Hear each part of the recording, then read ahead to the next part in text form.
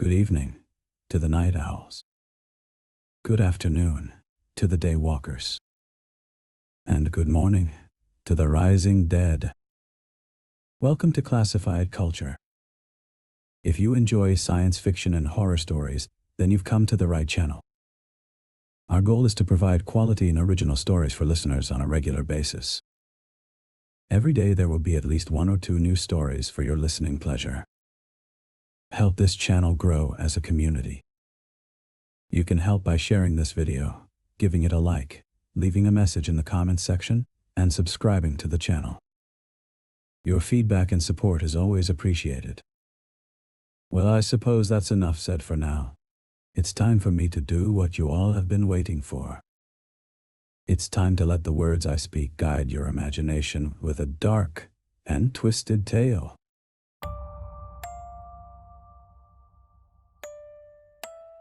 In the damp chill of the sealed subway maintenance tunnels, Emily's boot soles squeaked on the wet concrete as she trudged through puddles that reflected nothing but shadows. Her flashlight beam danced over rusted pipes and crumbling brickwork, illuminating a world left behind by time and neglect. The air hung heavy with the scent of decay, a miasma of copper and rot that seemed to cling to her skin like a malevolent perfume. Her phone buzzed in her pocket, an intruder in this forgotten realm. She fished it out, expecting another useless signal from the surface world, but the screen displayed a message meant for someone else. They're listening again. Can't hear them, but I know they are. Can you see their mouths moving? Emily frowned, her thumb hovering over the reply button, as if touching it might summon some unseen force. She'd been down here for hours, checking on the maintenance tunnels that serviced the long-abandoned subway station beneath the city. The message was a stark reminder of the world above, where people lived and breathed and thought they were safe. She slipped the phone back into her pocket, but the words lingered in her mind like a poisonous echo. They're listening again. Who? And why did she suddenly feel like she was being watched? Her foot caught on something, sending her stumbling forward. She caught herself against the wall, scraping her knuckles on the rough brick. A sharp pain shot up her arm, and when she brought her hand to her face, blood glistened black in the faint light. She sucked at the wound, tasting copper and salt, as the first tendrils of unease began to coil around her spine. The tunnel stretched out before her, unending and oppressive.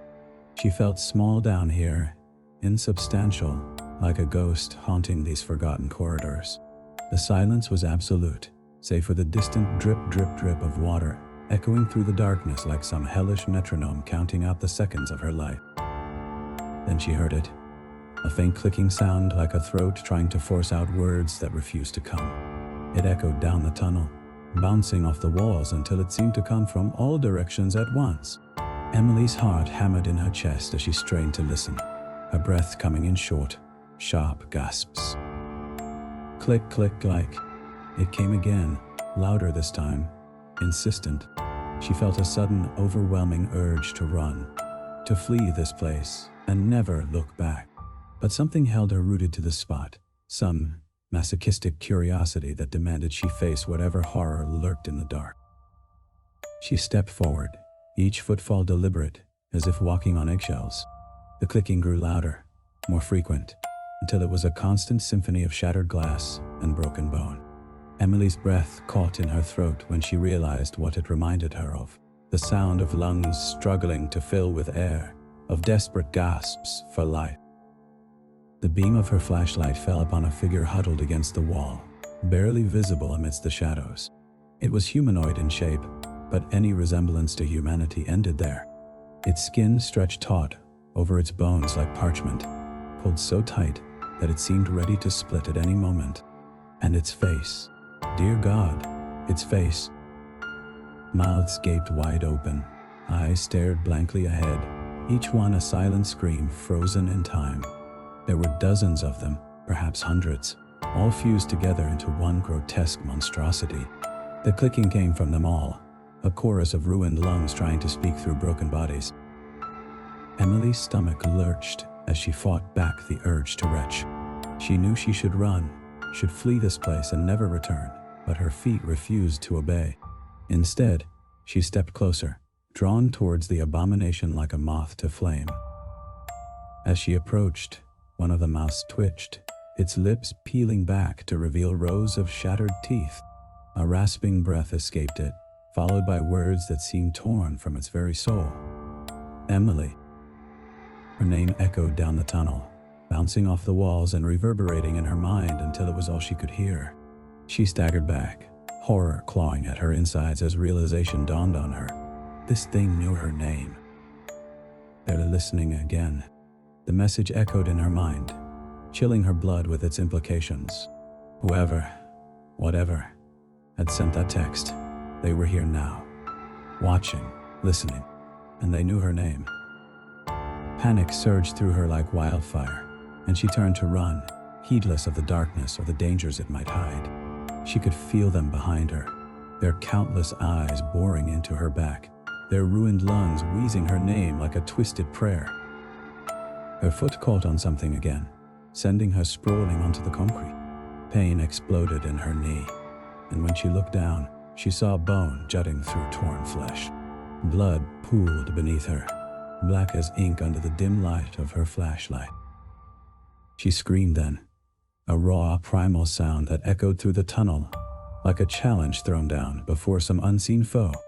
And from all around her, as countless mouths answered, their voices raised in unison. Emily.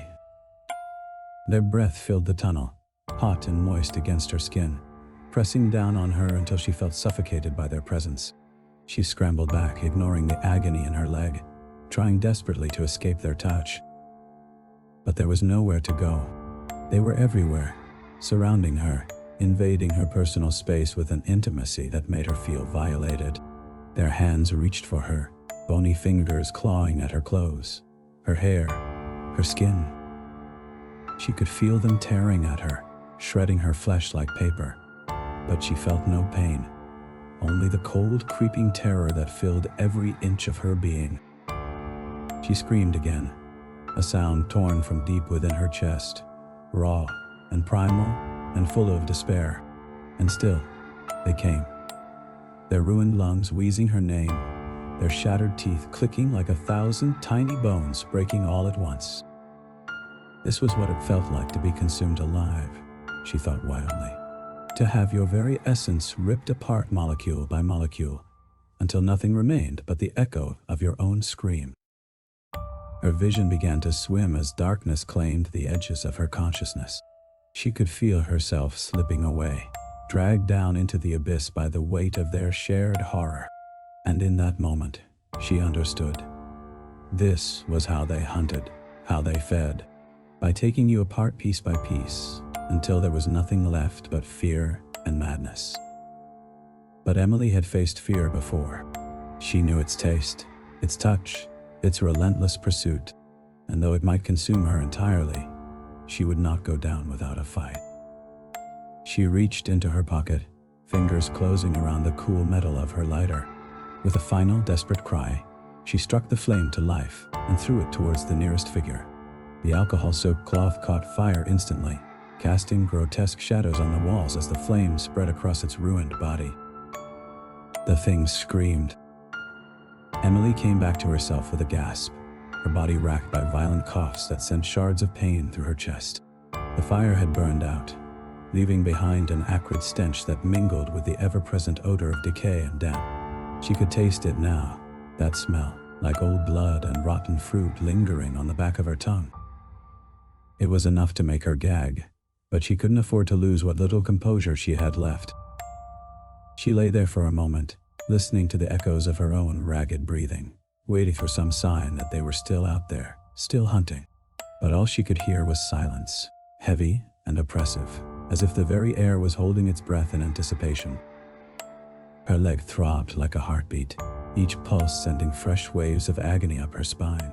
She could feel the warmth of blood seeping from the wound, soaking through her torn pants, sticky against her skin. She needed to get up, to move, but the thought of putting weight on that shattered limb made her dizzy with dread. With a grimace, she pushed herself onto her hands and knees, gritting her teeth against the pain.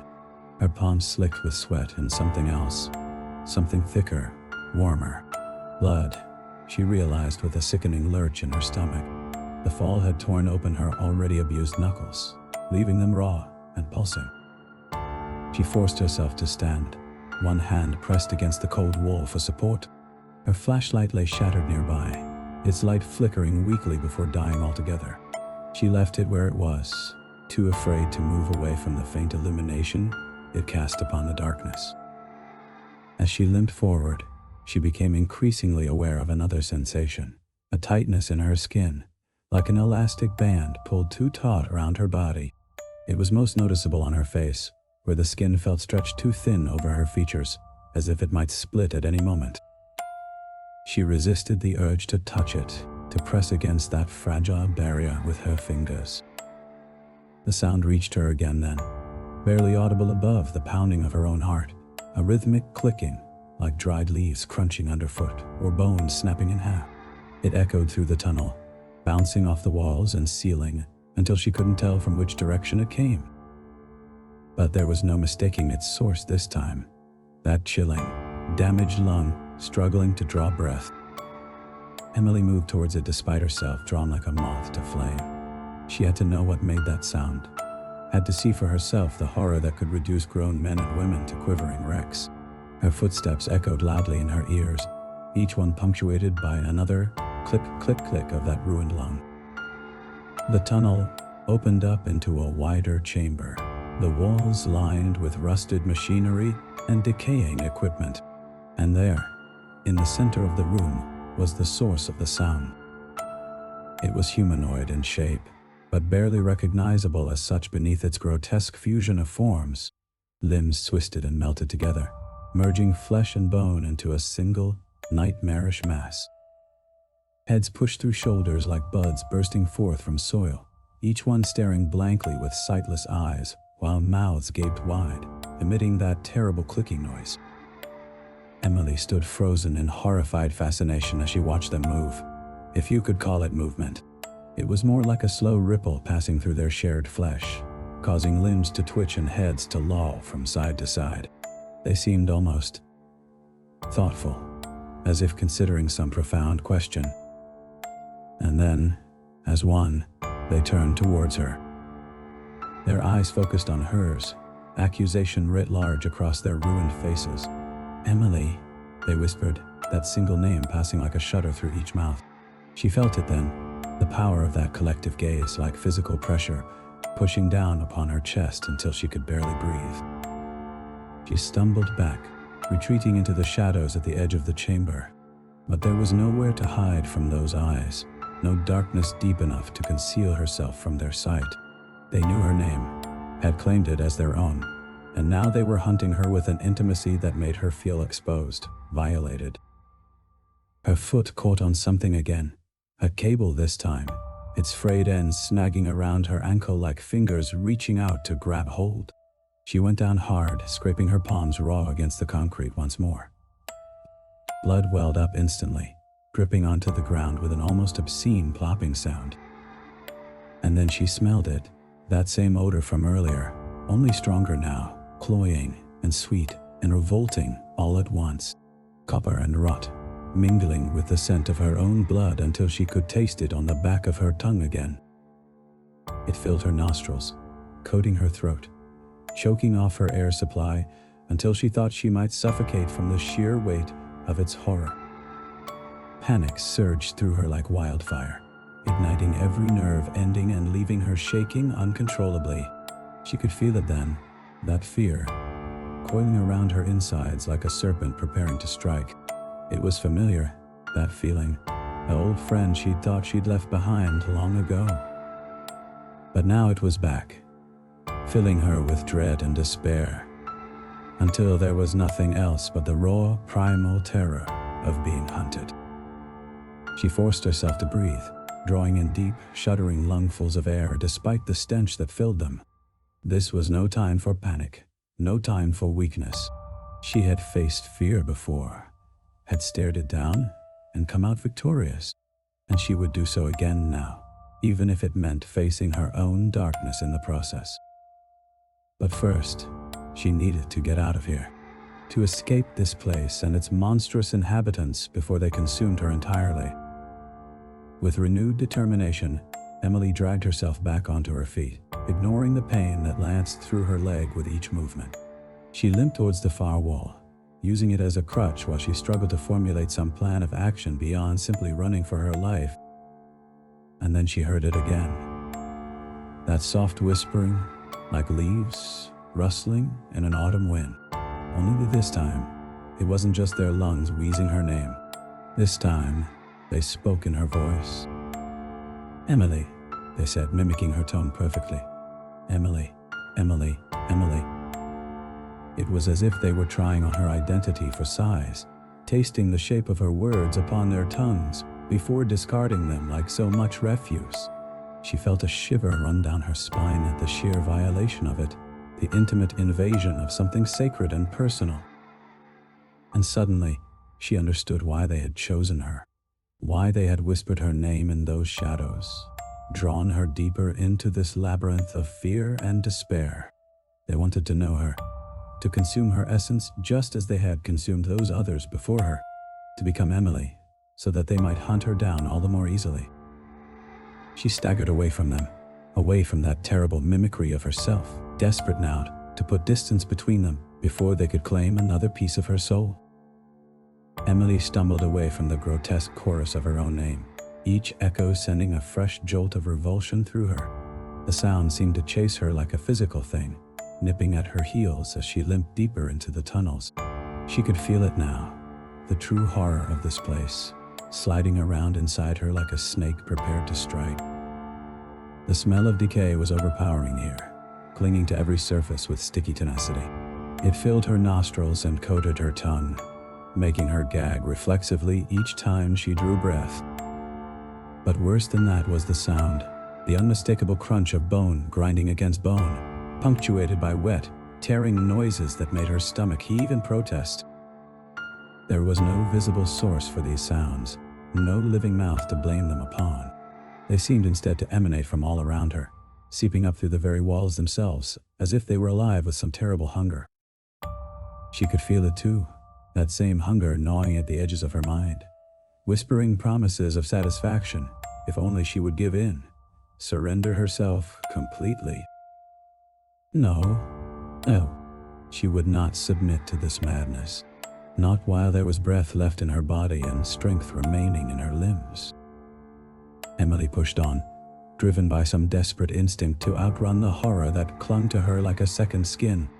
But with each step, the pain in her leg grew more acute, until it felt as though she were wading through treacle, every movement an agony of effort and resistance.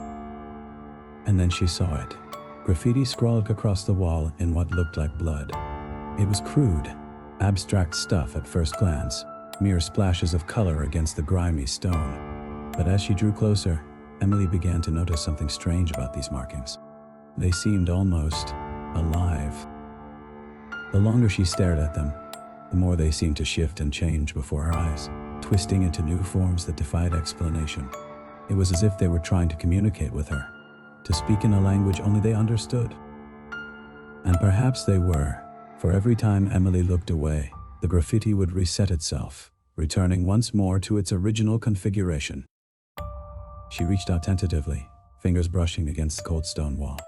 There was no texture beneath her touch, no rough edges or raised surfaces, just smooth, unbroken stone slick with moisture, and something else, something thicker, stickier than mere dampness implied. Emily withdrew her hand sharply, wiping it on her jeans as if this action alone could scrub away the contamination she felt creeping up her skin. But there was no escaping it now. She could feel it already, that insidious dread sliding into her bones like poison. This place, it wasn't just sentient, it was intelligent, and it had been waiting for her. She stumbled back from the wall, eyes wide with horror as realization dawned upon her. The creatures hadn't brought her here. They had merely led her down this path, step by gruesome step. No, it was something else entirely that held dominion over these tunnels. Some unseen force that had orchestrated every moment of her descent into madness. And now she understood why they had chosen her. why they had whispered her name in those shadows. Because they wanted Emily for themselves. They wanted to consume her essence just as they had consumed those others before her. And now there was nothing left but this. An endless, screaming chase through the dark with no hope of escape. Emily turned away from the graffiti, pressing herself back against the wall as she tried desperately to still the pounding of her heart. She could hear them out there somewhere, their collective breath echoing through the darkness like some grotesque symphony. They were waiting for her, she knew. Waiting for her to make a mistake, to lower her guard even for an instant. But Emily would not falter now. Not when she had come so far, not when there was still so much left to discover. She would face whatever horrors lay ahead with courage and determination, no matter what shape they took or how deeply they burrowed beneath her skin. For this was her battle now, hers alone, and she would see it through to the bitter end. She limped onwards, away from the graffiti, and deeper into the heart of darkness. The clicking sound grew louder still, filling her ears until there seemed no room left for thought or reason. It was as if they were speaking directly inside her head now, their voices echoing off the walls of her mind with such force that she could scarcely think straight. And then, quite suddenly, everything went silent. The clicking stopped abruptly mid-rhythm, leaving behind an almost physical void where sound had once been. It was disorienting, this sudden absence of noise, like being plunged into deep water without warning. Emily staggered to a halt, listening hard for any sign that the creatures were still nearby. But there was nothing. Just silence, stretching out before her like a yawning chasm filled with shadows. She took another step forward, then another, each movement slow and deliberate, as she strained her ears for some hint of their presence. And then, just as suddenly, it began again. Only this time, it was different somehow. The clicking now bore a distinct pattern, one that seemed almost familiar to Emily's ears. It took her several moments to realize what it reminded her of: Morse code. She stopped dead in her tracks, eyes widening with disbelief as she listened more closely. Yes, there it was, unmistakable now. The same dots and dashes repeated over and over again, until they seemed almost like words written across the darkness itself. Emily struggled to decipher them, head pounding with concentration even as dread coiled within her gut like a serpent preparing to strike. And then finally, it came to her. Emily, come back. 3 simple words, repeated endlessly upon the air like some grim mantra designed solely for her torment. They echoed through her mind now, seeping into every crevice and cranny until there seemed no escape from their relentless refrain. But why? Why did they want her to return? What could possibly await her back there save more pain, more suffering? Unless... Her breath caught in her throat as realization dawned upon her once more. Unless they were trying to lure her deeper into the labyrinth, further from any chance of escape, to chase her down like a frightened animal and consume her whole. No, she would not play their game. Not anymore. Emily turned away from the sound, determined now to forge her own path through these tunnels rather than dance to their tune. But as she did so, she heard it again, that soft whispering like leaves rustling in an autumn wind. Only this time, it seemed to come from all around her at once, surrounding her completely until there was nowhere left to run. And then, quite suddenly, the whispers coalesced into words. Emily, they said, mimicking her tone perfectly once more. Emily, Emily, Emily. But something was different now. Something had changed within those terrible voices. Or where before they had spoken with hunger, now they spoke with desperation, as if they were begging her to return, pleading with her. Emily stumbled on, each step an agonizing dance of willpower over pain. Her leg throbbed like a heartbeat, insistently reminding her of its absence. She limped deeper into the tunnels, the whispers fading behind her but leaving an oppressive silence in their wake. The air grew colder, heavier, laden with moisture that clung to her skin like damp tendrils. It tasted of decay, an overpowering miasma of rotting organic matter that seemed to clog her nostrils and coat her tongue. She gagged, fighting the urge to retch, as images of spoiled flesh flashed through her mind. Her flashlight beam pierced the darkness ahead, revealing walls slick with moisture, and something else. Something darker, stickier. She reached out tentatively, fingers brushing against the substance. It was wet, cool, and yielded under pressure like raw meat. She recoiled, wiping her hand on her jacket until it was clean, but the feeling lingered, crawling under her skin. As she ventured further, she noticed remnants of clothing scattered along the tunnel walls. They hung like grotesque offerings, shredded and stained with what appeared to be dried blood. The smell here was different too, sharper, more acrid, like burnt copper. It stung her eyes and made them water. Each garment bore a distinct odor, each decay unique in its progression. Some were fresh, their reek cloying and sickeningly sweet. Others were older, their stench fusty and earthy. She recognized the scent of putrefaction from her paramedic days, but here it was amplified, twisted into something unnatural. She passed a ragged shirt, its fabric stretched too tightly over. Something. Emily reached out again, fingers brushing against bone protruding through torn flesh. Revulsion surged within her, fire rising in her throat. She stumbled back, retching violently onto the cold stone floor. Her breath came in ragged gasps now, each inhalation burning like fire down her raw throat. She could feel panic clawing at the edges of her mind, threatening to consume her if she let it. But she couldn't afford to lose control. Not here, not now. Forcing herself to continue, she noticed more bodies, or what was left of them. Limbs strewn like discarded doll parts, torsos caved in like empty shells, and the sounds, bone crunching, tearing noises echoing through the tunnels like macabre symphonies played on broken instruments. Her foot caught on something buried beneath a tattered coat. She went down hard, crying out as pain exploded anew in her leg. Rolling onto her back, she shone her light towards the obstruction. It was a face, pale and gaunt with hollow eyes, staring blindly up at her. Its jaw hung slack, revealing rows of yellowed teeth stained red.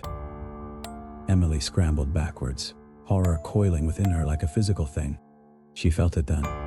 That terrifying sensation of skin stretching too tightly over changing features, as if her very flesh was being pulled taut by some unseen force. Panic surged again, threatening to drown her. She struggled to remember the layout of the tunnels from her earlier explorations, but her mind was a blank slate save for the terror screaming through her veins. It felt like trying to grasp at smoke. Every time she thought she had a grip on something, it slipped away into oblivion. Then, suddenly, it hit her. A memory gap, swallowing everything else whole. One moment, she was crawling away from that awful face, and the next, nothing. Just empty void where minutes should have been. Panic surged again, morphing into something darker, more primal. She felt like she was losing herself here, piece by piece, swallowed up by this living hell. Her breathing grew ragged, gasping sobs racking her body as she fought to hold on to reality, to maintain some semblance of control. But then she heard it again, that terrible clicking sound, now accompanied by a wet, rasping whisper like lungs struggling for air through damaged tissue. It echoed around her, bouncing off the walls until there was no discerning its source. She felt it resonate within her chest cavity, vibrating against her ribs like some sick parody of heartbeat. Emily. The voice was barely audible, little more than a hoarse croak, but it was unmistakably hers, issuing from somewhere in the darkness ahead, or behind, or maybe even above. She froze, ears straining to pinpoint its exact location. It came again, louder this time. Ellie. Her blood ran cold as she realized what was happening. This wasn't just about luring her back or scaring her witless. No, they were trying to force her into choosing between the Emily fleeing down these endless tunnels and the Emily being consumed by their hunger. They wanted her to watch herself suffer. With that realization came clarity, a cold, harsh light shining through the murk of terror clouding her mind. She wouldn't give them the satisfaction. Whatever happened next, whatever they threw at her, she would face it head on. No running, no hiding, no choosing between Emily's. Because if she didn't, she'd lose herself completely down here in the dark. And so, Emily did something unexpected. She laughed. It was a harsh, grating sound, echoing through the tunnels like a challenge thrown down at their feet. And then, limping but defiant, she strode deeper into the darkness to face whatever waited for her there. Emily's laughter reverberated through the tunnels like a gunshot, startling her own ears with its harshness. It was as if she had shattered something within herself, breaking free from the paralyzing fear that held her captive moments before. But there was no time for relief or triumph. Instead, it was replaced by an eerie silence, heavy and oppressive, like a weighted blanket pressing down upon her chest. The air grew colder still, if such a thing were possible, as she ventured deeper into the bowels of this forsaken place. Each breath felt like inhaling tiny shards of ice, and yet she couldn't escape the smell, that god-awful stench of copper and decay, lingering in the still air as if it were alive itself. It coated her tongue, clung to the back of her throat, threatening to make her gag again. She stumbled on, her injured leg screaming at her with every step. The pain was almost welcome now, grounding her amidst this waking nightmare, reminding her that she was still alive despite everything. But even through the agony, she couldn't ignore the growing sensation of familiarity. These tunnels were beginning to feel like home, and that thought filled her with dread more profound than any terror she'd yet faced. The voice echoed again, louder now, resonating off the walls and bouncing back at her from every direction. Illy?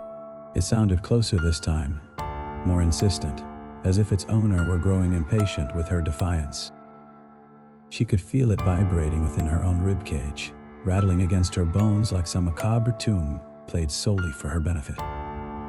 As she limped onwards, Emily became aware of another sensation, a faint, rhythmic clicking sound, accompanying each labored breath.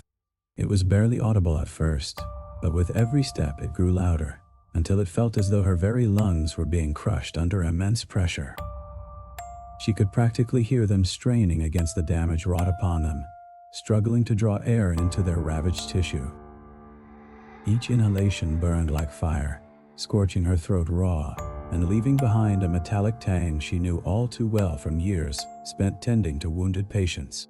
But this time, there was no escaping it. No administering oxygen or performing emergency tracheotomies could save her now. This was her body betraying her, giving in to the horror around her. And then, without warning, the voice spoke again. "Help me." It was barely more than a whisper, but it cut through her like a blade, freezing her in place. Those two words held an impossible weight, bearing down upon her shoulders until she thought they might snap beneath their burden. For a moment, time seemed to stand still. She could hear nothing but the ragged sound of her own breathing, feel nothing save for the cold dread coiling around her spine like a serpent preparing to strike. But then, slowly, deliberately, Emily turned towards the direction from which the voice had come. At first she saw only darkness, deeper even than the shadows cast by her flickering torchlight. But as her eyes adjusted, she began to make out shapes within that blackness, twisted forms that seemed almost alive. They hung suspended from the ceiling like grotesque stalactites, writhing and twisting in ways that defied physics and nature itself. As Emily stepped closer, the stench of rotting flesh grew stronger still, filling her nostrils with its putrid sweetness until she thought she might retch again. And then, she saw them, eyes glinting malevolently from within those monstrous forms, watching her with an intelligence that sent shivers coursing down her spine. One by one, those eyes blinked into existence, their numbers growing until they stretched out along the walls, like some hideous constellations mapped onto flesh. And in that instant, Emily understood. These were not separate beings at all. but parts of something far larger and more terrifying than she could ever have imagined. A single thought echoed through her mind as panic surged once more.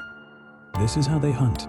They stretch themselves out across these tunnels, reaching into every crevice and cranny, waiting for prey to stumble unwittingly into their grasp. And now, Emily was well and truly ensnared. She turned to flee, but it was too late. Those twisted forms began to shift, contracting like some sick parody of a heart beating out its final rhythm. They pulsed and writhed, drawing her inexorably towards them, until she could do nothing more than struggle weakly against their unyielding embrace. The air grew colder still, if such a thing were possible, as Emily found herself engulfed by those monstrous limbs. They were slick with something damp and sticky, giving off a scent that made bile rise in her throat, the same sickly sweet odor of decay she'd grown all too familiar with since entering these god-forsaken tunnels. As she was drawn deeper into their embrace, Emily felt something else, a sensation unlike anything she had ever experienced. It was as though her very skin were being stretched taut over her bones, pulled tighter and tighter until it felt like she might split apart at any moment. She could feel every fiber straining against this unseen force, every nerve ending screaming out in protest. And then, with a final brutal tug, something gave way inside her. There was a sharp, agonizing pain, followed by an explosion of warmth blossoming across her chest. When she looked down, Emily saw that her shirt had torn open, revealing raw, weeping flesh beneath, as if some unseen force had tried to claw its way out from within her very body. She stumbled backwards, away from those terrible limbs, cradling her wounded torso with one arm, while the other clutched desperately at her failing torch. As she did so, Emily caught sight of something that made her blood run cold, her reflection staring back at her from a pool of stagnant water on the ground. Except it wasn't quite her face anymore. The skin around her eyes was stretched taut like parchment, while her cheeks seemed sunken and hollow, as though they were being consumed from within. Her lips curled back over teeth that appeared too large for her mouth, stained red with something darker than blood. In that moment, Emily realized she had seen this face before, many times in fact. It was the same visage that had haunted her nightmares since she first set foot down here, the same face that now stared out at her from every shadowed corner of these endless tunnels. She reached up tentatively, touching her own cheek with trembling fingers. It felt like ice beneath her touch, hard and unyielding, as if carved from stone rather than flesh and blood. And then, with a suddenness that made her cry out in surprise, the skin began to shift beneath her fingertips, stretching taut before contracting again, writhing against itself like some serpentine horror slithering just beneath the surface. The horror of it was almost too much to bear. Emily felt herself teetering on the brink of madness, ready to topple over into that abyss and never find her way back out. But then she remembered the voice, her voice echoing through these tunnels as if calling out from some distant prison. Emily's torchlight flickered across the tunnel walls, casting eerie shadows that seemed to dance and writhe as if alive. She moved cautiously, her injured leg protesting with each step, but she refused to let pain stop her now, not when she was so close to unraveling this nightmare. The smell of copper and decay clung to the air like a physical presence, making her nostrils flare and stomach churn. It was as if the very walls were rotting around her, leaking their putrid insides into the stagnant atmosphere. She tried to breathe through her mouth instead, but the taste was no better, metallic and foul, like licking a rusty coin coated in decay. As she pressed on, Emily noticed something strange about the condition of the tunnels. The walls bore signs of struggle. Bloodstains marred the concrete, some fresh and vibrant red, while others had faded to rust-colored streaks. There were deep gouges scored into the stonework, as if someone had clawed desperately at it with bare hands. And yet, there were no bodies, no sign of any escape attempts either. It was as though whoever, whatever, had been down here had simply disappeared. A chill ran down Emily's spine that had nothing to do with the cold seeping into her bones from the tunnel walls. She hugged her arms around herself, trying to ward off the creeping dread that threatened to consume her whole. Her skin prickled with gooseflesh, and she could swear she felt something moving beneath it, writhing like maggots under flesh. She shook her head sharply, dislodging that horrifying image from her mind's eye. Now was not the time for flights of fancy. She needed to focus on finding answers, not losing herself in grotesque imaginings. Yet even as she resolved to maintain her composure, Emily couldn't help but feel an unsettling familiarity with these tunnels. It was like they were whispering secrets only she could hear, each one sending a shiver down her spine and igniting embers of memory within her. And then, suddenly, there it was again, the sound that had haunted her dreams. Loud, wet, relentless chewing where no living mouth should be visible. It echoed through the tunnels like thunder, resonating in Emily's chest and setting her heart pounding wildly. She spun around, torchlight cutting a swath through the darkness, but there was nothing there.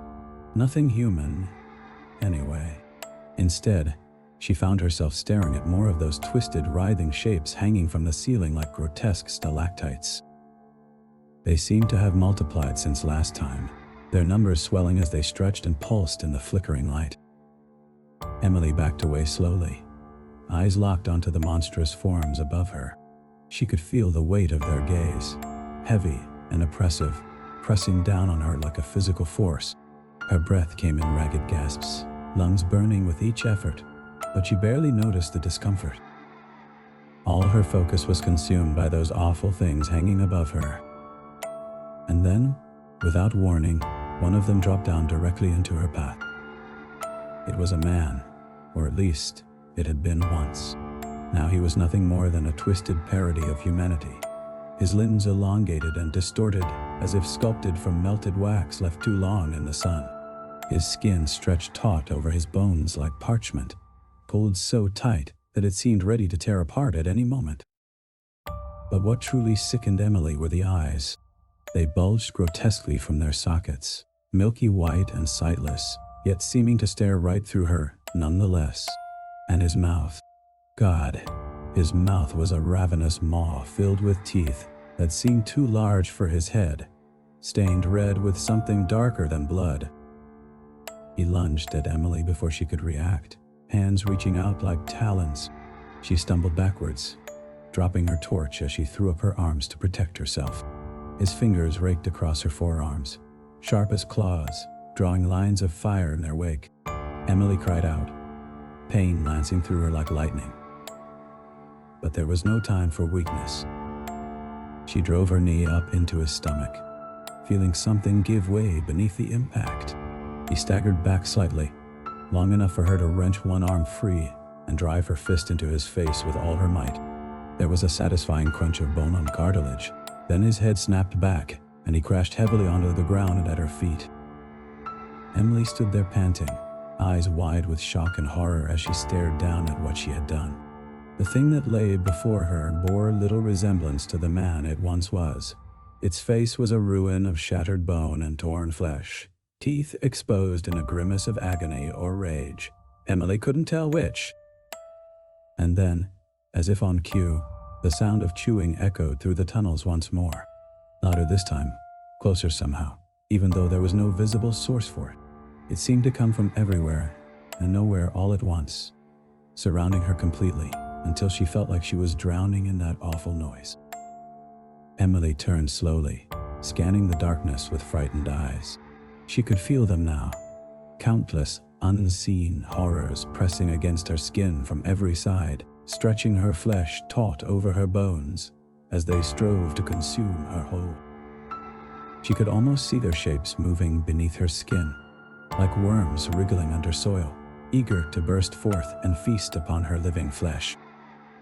Her breath came in ragged gasps, lungs burning with each effort as she fought against the rising panic threatening to overwhelm her. But it was no use. Fear clawed at her throat, choking off her air supply until she felt like she might suffocate from sheer terror alone. And then, without warning, everything went black. When Emily came to, she found herself lying on the cold stone floor of the tunnel, the taste of blood fresh in her mouth. Her head throbbed with a dull ache, and her body felt heavy, as if weighted down by chains. She pushed herself up slowly, groaning at the effort, only then realizing that something was different. Her skin, it was no longer her own. It felt stretched too tightly over her bones, pulled taut like parchment left out in the sun too long. And when she reached up to touch her face, fingers tracing the contours of her cheeks and jawline, she found that they were wrong somehow. Too hard, too unyielding beneath her touch.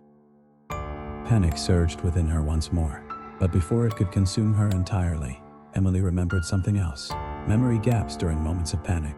She had experienced them before, back when she was still a paramedic responding to scenes of sheer chaos and horror. Her mind would blank out completely, protecting itself from the overwhelming stimulus by simply shutting down. And now, here, in these godforsaken tunnels, it seemed that her mind was doing exactly that again. Only this time there was no colleague nearby to snap her out of it, no familiar surroundings to ground her back in reality. Just endless darkness, and the ceaseless sound of chewing echoing through her skull like a relentless drumbeat. Emily took several deep. Emily's breath caught in her throat as she tried to speak, but all that emerged was a rasping croak. Her lungs felt like they were filled with shattered glass, each inhale sending shards scraping against her windpipe. She coughed violently, doubling over as pain lanced through her chest. When she finally managed to draw breath again, it came in ragged gasps, punctuated by a horrible clicking sound deep within her throat. She stumbled forward, one hand pressed against the wall for support, the other clutching at her neck. The tunnel seemed even darker now, as if her vision had been dimmed along with her hearing. Every sound was muffled, distant, except for that persistent clicking and the relentless echo of chewing, now a constant companion in the depths of her mind. As she moved deeper into the labyrinthine passageways, Emily noticed something peculiar about the walls. Scrawled in a shaky hand were words etched into the grimy surfaces, written in what appeared to be blood. She hesitated before reaching out to touch one, fingers tracing the letters as if they might reveal some hidden meaning. "What happened here?" she whispered, her voice barely audible even to herself. The writing seemed to be notes of sorts, detailing terrifying encounters with an almost clinical detachment. "Heard them first at junction 14B. Sound like rats feeding. Touch something soft, hanging from the ceiling at junction 23, . It moved. Felt them crawling under my skin at junction 7. Can't stop shaking." Emily's heart pounded in her chest as she realized that these notes were not just recordings of horrors past, but also warnings for what lay ahead, and they seemed to be growing fresher, more recent with each junction she passed. She came across a section where the writing was smeared, as if whoever had written it had been disturbed mid-sentence. A chill ran down her spine as she imagined what must have happened here. The poor soul trying desperately to record their ordeal before being silenced forever. Further along, the notes became more frantic, the handwriting almost illegible. "They're inside me now. Can feel them moving beneath my skin. My lungs burn when I breathe. Can't stop the clicking. Can't remember why I'm here." Emily's own breathing grew shallower at this last entry, fear constricting her chest like a vice. She could feel that same sensation now. An alien presence moving just beneath the surface of her skin, eager to burst forth and claim her entirely. She leaned against the wall, head throbbing with pain and terror. Her mind flashed back to those early days as a paramedic, responding to calls where she'd had to fight against panic herself. But this was different. This wasn't just about saving lives anymore. It was about survival, pure and simple. And yet, despite the horror that gripped her, there was another feeling beginning to take root within Emily's heart, a sense of familiarity, almost comfort, as if she were becoming accustomed to this place, these creatures, this endless terror. "No," she whispered, shaking her head vehemently. "No, I won't. I refuse to become used to this." But even as she said it, she knew it was a lie. Already, The edges of her fear were dulling slightly, her body adapting to the constant state of fight or flight. It was like being trapped in a waking nightmare, from which there could be no escape. She forced herself to push onward, each step heavier than the last. The tunnel seemed endless now, their walls closing in around her until she felt claustrophobic, suffocated by the very air itself. And then, suddenly, everything went silent. No chewing, no clicking, not even the distant rumble of some unseen machinery. Just nothing. A void so profound it was almost deafening. Emily stopped dead in her tracks, heart hammering wildly against her ribs. She held her breath, listening intently for any sign that something might be approaching. But there was only that oppressive silence, pressing down upon her like a physical weight. She took a tentative step forward, then another, each one echoing loudly through the stillness. Then she heard it, a faint whisper carried on the stagnant air. "Emilia." The voice was barely more than a rasp, damaged lungs struggling to form words around shattered vocal cords. But there was something else too, something familiar about that whispered name. "Who's there?" Emily called out softly, her own voice barely above a whisper. "What do you want?" There was no response at first, only the lingering silence of before. Then, after what felt like an eternity, "Help me." Emily hesitated, torn between her desire to help someone in need and the primal fear that urged her to flee as fast as possible. But ultimately, it was her training that won out. She couldn't just leave whoever was calling out like that without trying to assist them first. She followed the sound of the voice, moving cautiously through the darkness until she found herself standing before another junction. This one seemed different somehow. Older, perhaps, its walls lined with strange symbols carved into the stone. She recognized them from somewhere, but couldn't quite place where. The whisper came again, louder this time, clearer. "Emilia, please." Emily stepped around the corner, her eyes scanning the darkness until they fell upon a figure huddled against the far wall. It was humanoid in shape, but little else about it seemed human anymore.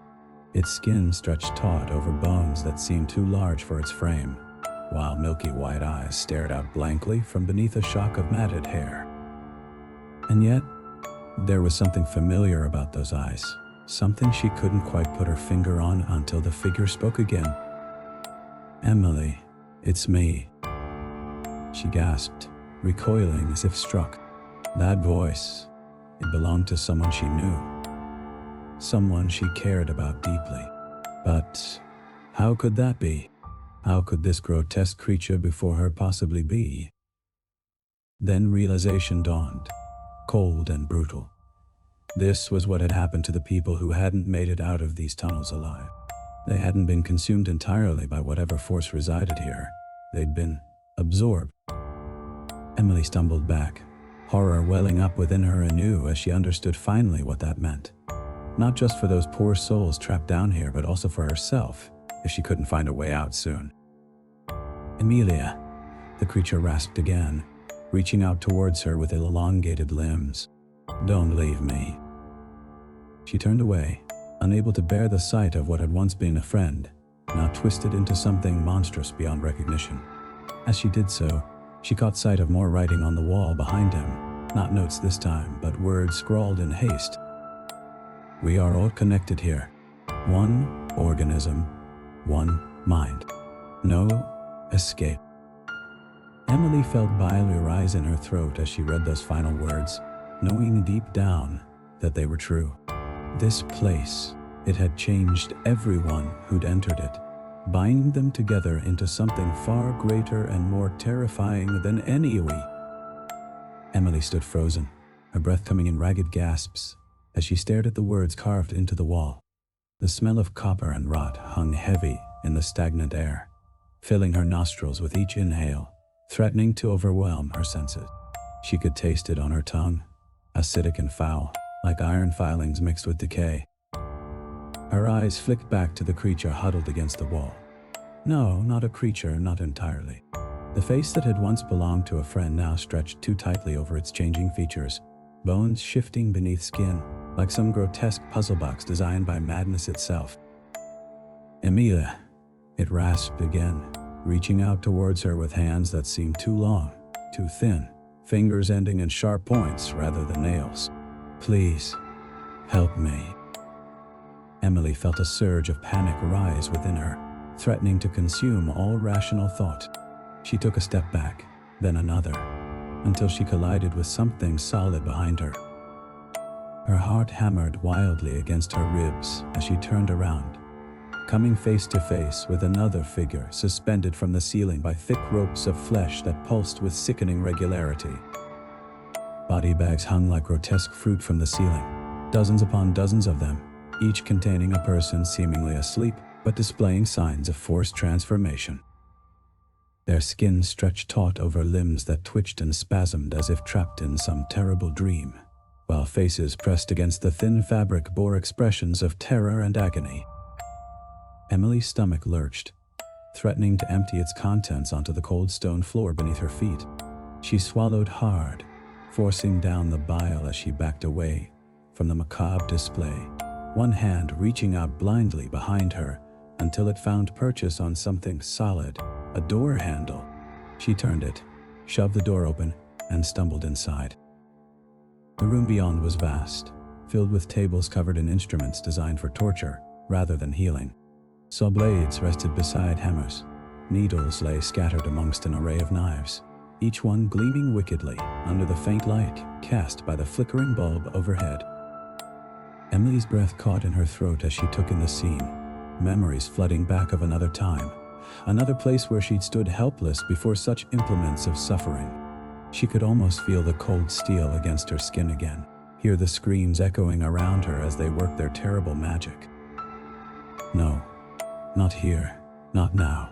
She couldn't afford to lose herself in those memories, not when there was still so much left to discover, so much she needed to understand if she had any hope of escaping this place alive.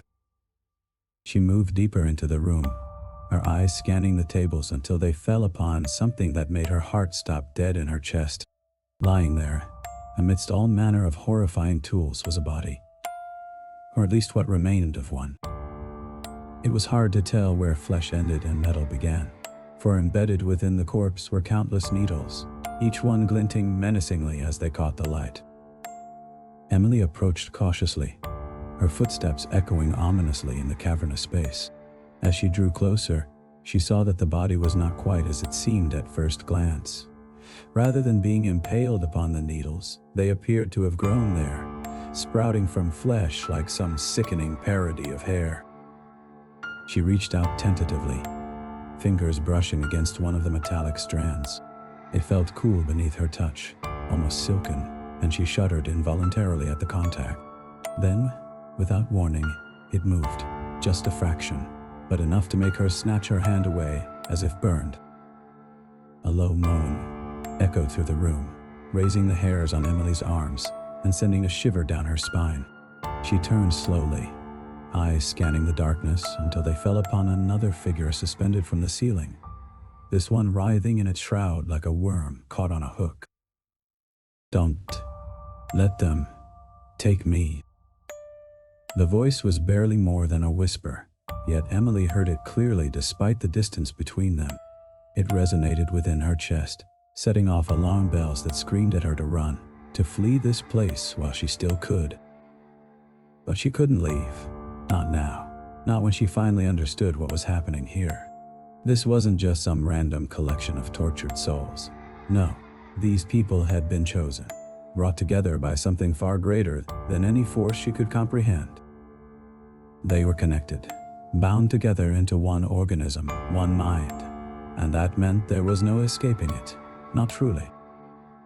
Emily stumbled forward, drawn inexorably towards the figure hanging from the ceiling, despite every instinct screaming at her to turn back. As she approached, she saw that its face was pressed against the fabric of its bag, eyes wide with terror, as if looking upon some unspeakable horror hidden just beyond sight. "Who are you?" Emily asked softly, though she already knew the answer deep down in her bones. "What do you want from me?"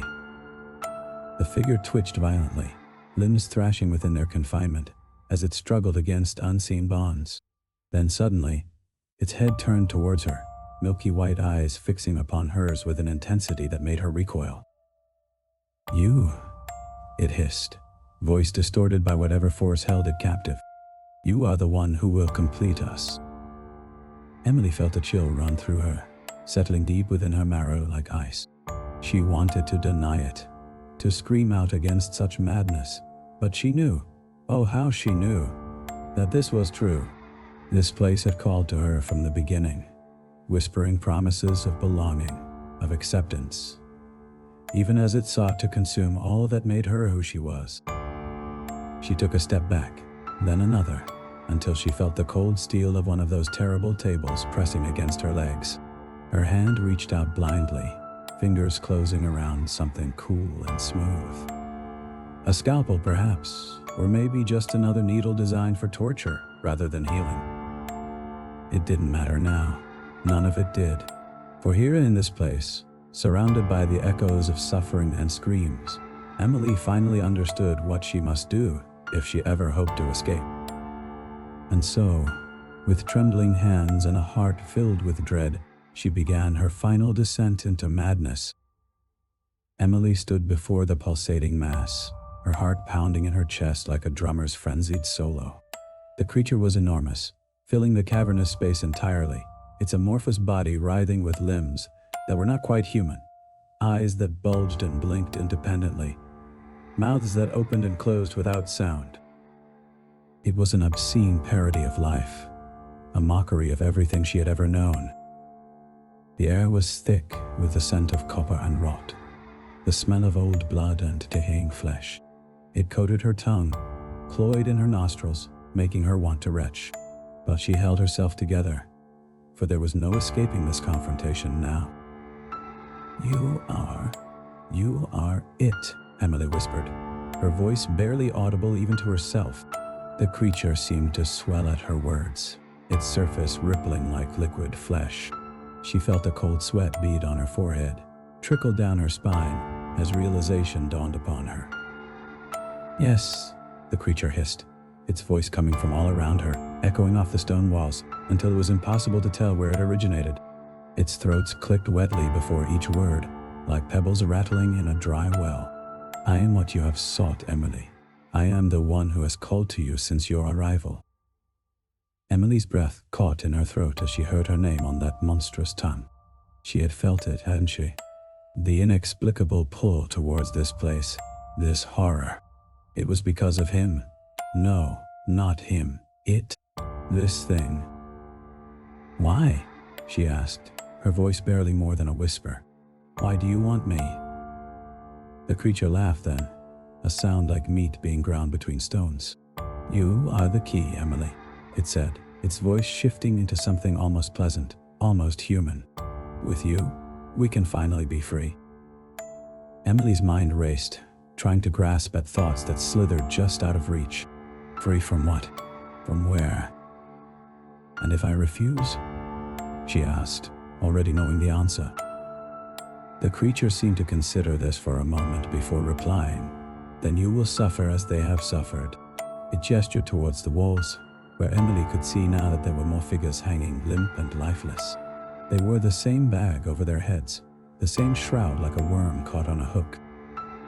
Emily felt bile rise in her throat at the sight. She knew what this meant.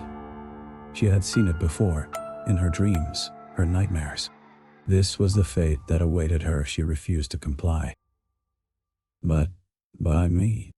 Emily asked again, desperation creeping into her voice. "Why not someone else?" The creature paused, then said, "Because you have seen death, Emily.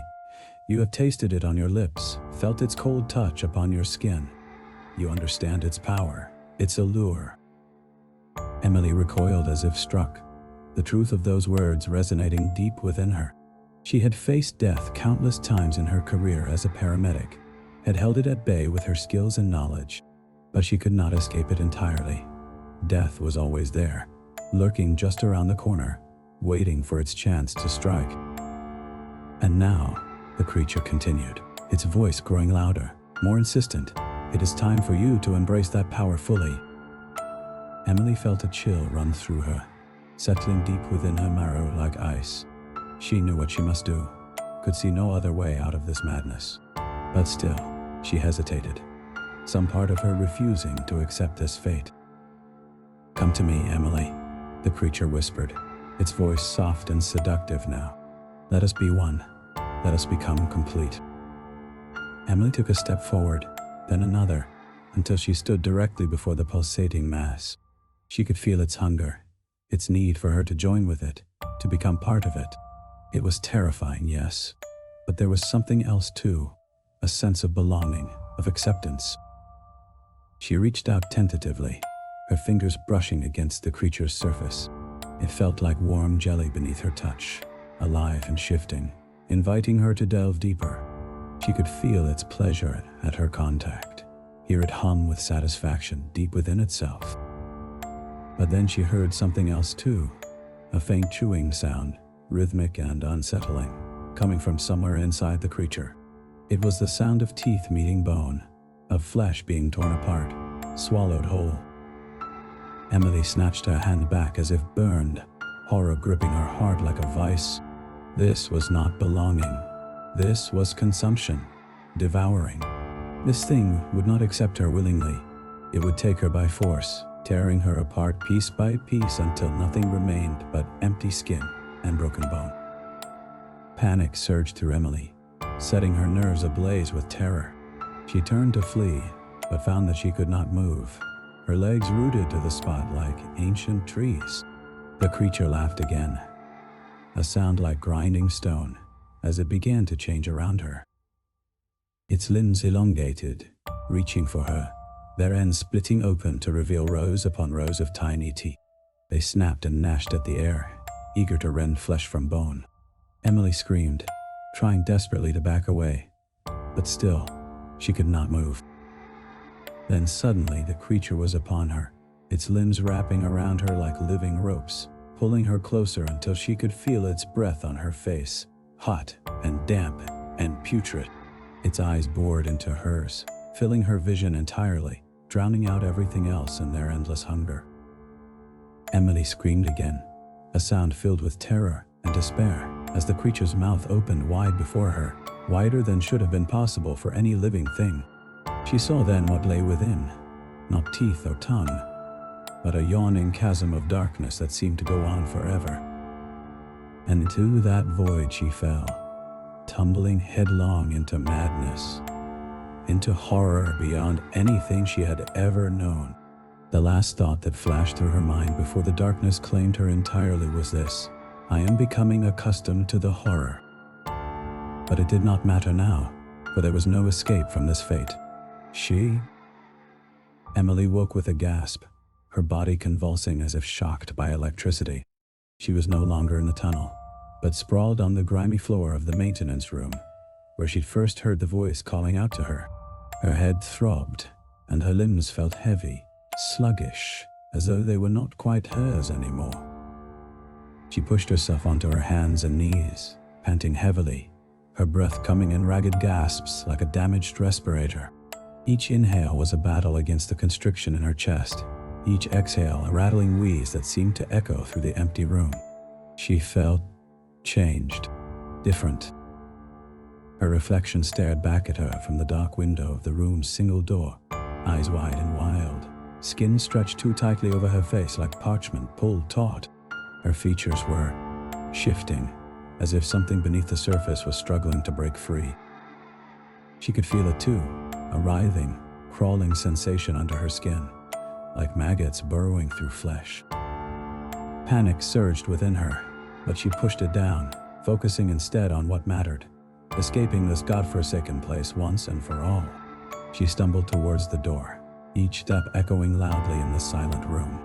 She could hear other sounds too, the distant hum of machinery, the groan of metal as unseen forces began to stir. She threw open the door and stepped into the tunnel, only to find it filled with a sickening fog that seemed to cling to her skin like mist on a graveyard morning. The air was thick with the smell of copper and rot, the scent of death lingering heavily in the stillness.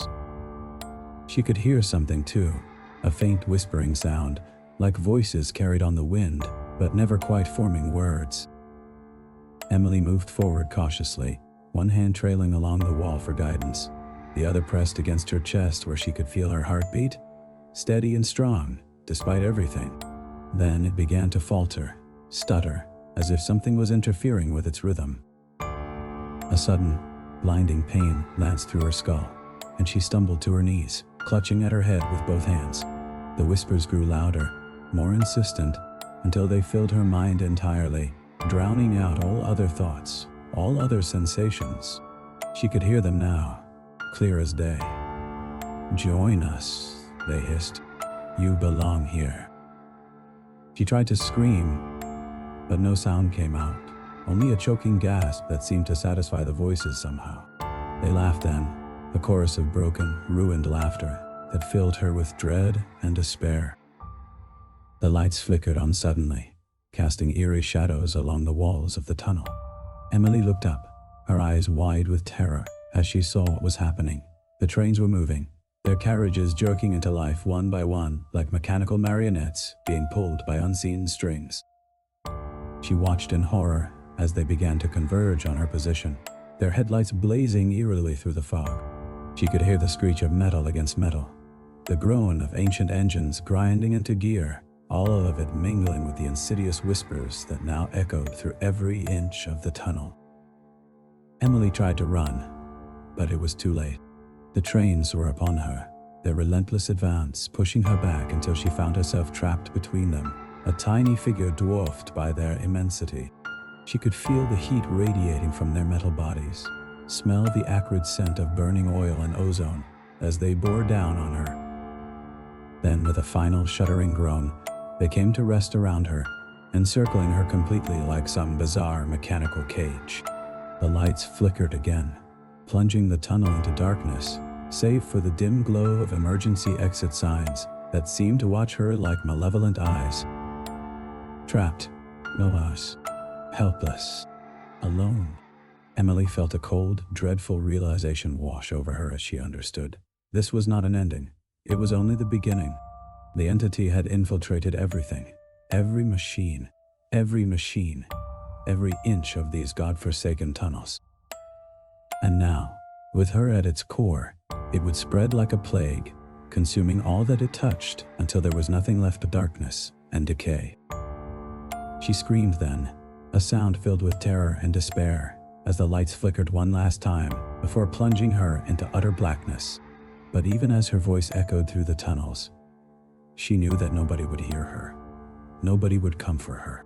She was alone now, forever bound to this place, this thing, this horror. And so, Emily stood there in the darkness, surrounded by machinery and madness, listening to the whispers grow louder still until they filled every corner of her mind, leaving no room for anything else. Emily's screams echoed through the tunnels, but they were swallowed by the oppressive silence that followed. The trains around her did not move. They seemed to wait, as if holding their breath in anticipation. Then, slowly, the lights began to flicker back on one by one, casting eerie shadows that danced macabrely across Emily's face. She watched in horror as the shadows elongated and shifted, taking on forms that were unsettlingly familiar. The creatures from her nightmares, those same beings that had tormented her since she first entered these tunnels. They seemed to seep out of the very walls themselves, their bodies made of the darkness that clung to every corner like a living thing.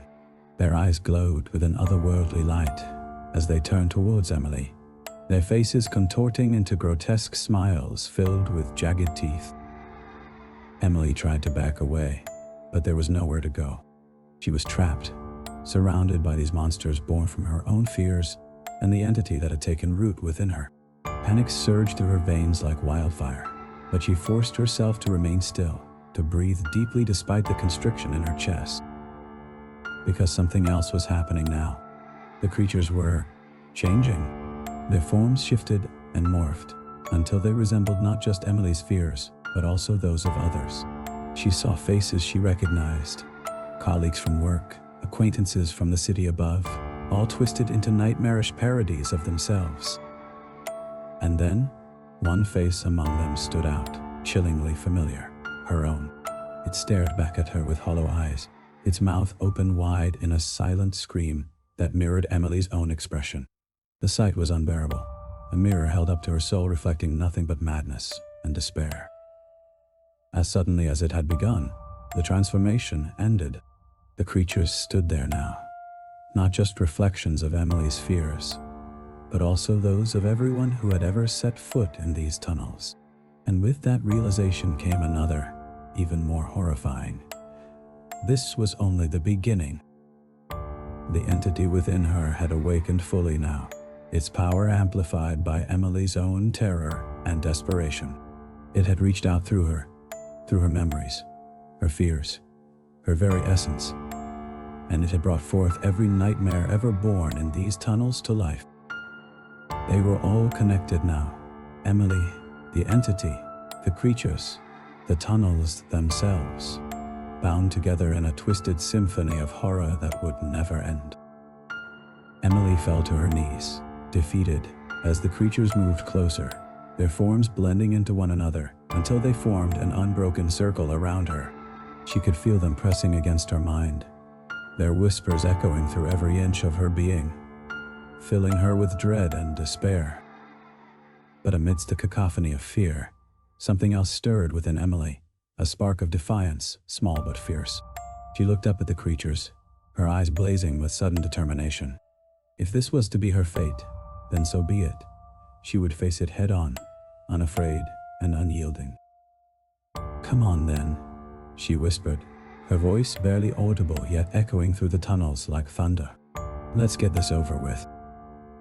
And as the creatures lunged towards her, their forms dissolving into darkness once more, Emily stood tall, ready to embrace the horror that was now an eternal part of her existence. Alex staggered forward blindly, one hand clutching his chest as the pressure inside him intensified. Not pain. Not yet. Something worse. A gathering. A tightening. A rhythm forcing itself into place.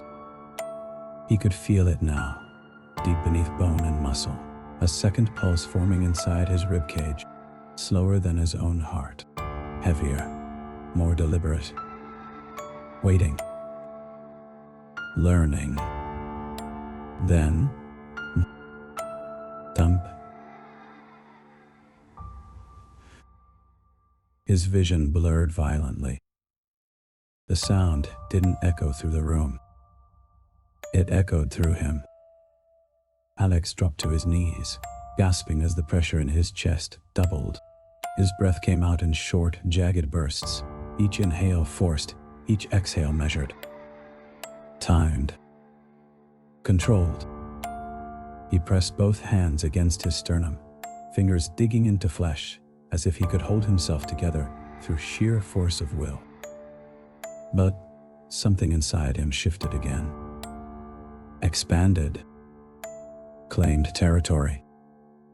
Another beat followed. I see it. Not his. Never his. The machine behind him pulsed in perfect sync, symbols flickering in violent bursts of light. Their glow painted the attic walls in rhythmic flashes. Dark, light, like a failing heartbeat monitor, dragged into madness. Alex tried to scream, but the sound that came out was wrong. Layered. Mechanical. A dozen voices trapped behind his teeth. He gagged violently as something climbed upward inside his throat, heat spreading along his spine like fire racing through dry wire. His reflection appeared again in the laptop screen. He barely recognized himself now. His pupils had dilated until almost nothing remained but darkness. Thin glowing veins traced across his skin, branching outward like circuitry burned beneath flesh. Alive. Active. Connected. Then his chest lurched violently. Crack. What? The sound tore through the room. Alex screamed, or tried to, As his ribcage shifted outward beneath his skin, bones bent slowly, deliberately, reshaping themselves into unfamiliar structures designed for something other than survival. Something other than breathing. He collapsed forward, hands slamming against the wooden floorboards. Another pulse surged through him. Thump. Stronger now. Dominant. His own heartbeat tried to fight back. Rapid, frantic. But it couldn't keep pace. Couldn't hold rhythm. Couldn't compete. The second heartbeat took over. Forced alignment. Forced obedience. Alex's breathing slowed. Not because he wanted it to. Because something inside him decided it should. Behind him, the device opened again with a wet grinding sound. Plates of metal peeled apart like flesh, exposing the glowing symbols inside. They rearranged themselves rapidly. Words forming. Burning into his vision. Sync complete. Alex's body went still. Too still. Every muscle locked in place as the second heartbeat surged through him again. Not inside. Not separate. Integrated. His fingers twitched involuntarily, rising off the floor as if pulled upward by invisible strings. Testing. Calibration. Control. Then they moved. Not by choice. Not by instinct. By command. He crawled forward slowly, dragging himself back toward the device. Toward the source. Toward the thing that now lived inside his chest. His mouth opened. Too wide. Far wider than bone should allow. Teeth clicked together in rapid testing bursts. His throat vibrated. Preparing. Then sound emerged. Not speech. Signal. Data. A deep, resonant rhythm echoed outward from his body, vibration spreading through the attic floor, into the walls, into the wiring hidden behind the plaster. Calling. Broadcasting. Outside, lights flickered across the neighborhood. Phones buzzed in distant bedrooms. Screens lit up in silent houses. Something answered. Alex felt it instantly. New rhythms. New pulses. Far away, but growing closer. Multiplying. Expanding. The laptop screen in front of him flickered to life without touch. Text began appearing line by line. Not typed. Not spoken. Transmitted. Heartbeat established. Signal accepted. New hosts responding.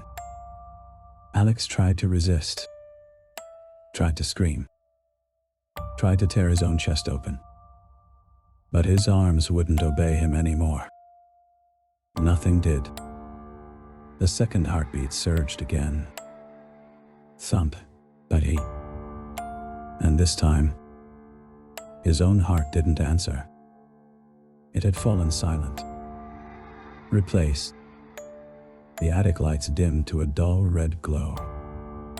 Everything moved slower now. Deliberatitude. Sadniatu. Tatsain. Measured. Purposeful. Alex rose to his feet with mechanical precision, posture straightening unnaturally as if pulled into alignment by unseen hands.